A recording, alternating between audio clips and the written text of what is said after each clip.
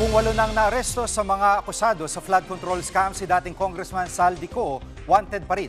Live mula sa Pasay City, nangunguna sa balita si Brian Castillo. Brian, nasaan na nga ba si Zaldico? Jiggy, ayon kay DILG Secretary John Vic Remulla, hindi pa nila matukoy ang eksaktong lokasyon ni Zaldico. Pero tingin daw nila may ginagamit na ibang passport ang dating kongresista.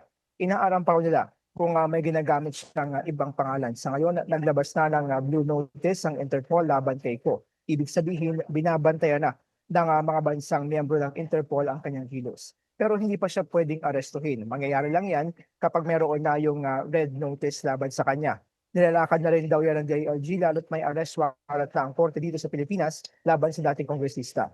Pakinggan natin ang pahayag ni DILG Secretary John Vic Remulla.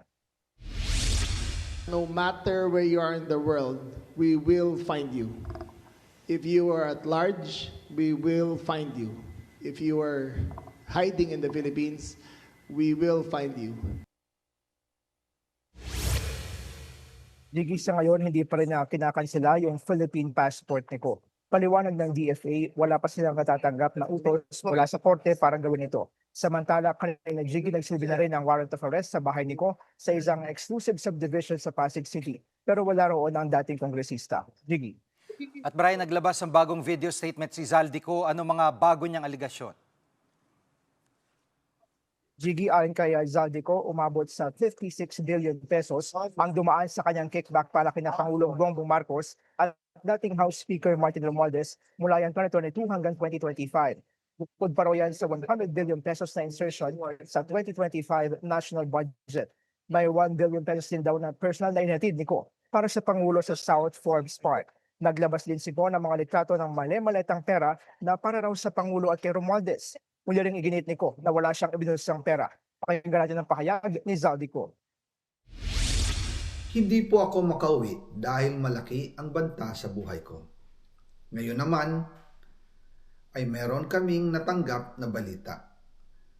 Papalabasin ng administrasyon na ako ay isang terorista sa loob at labas ng Pilipinas.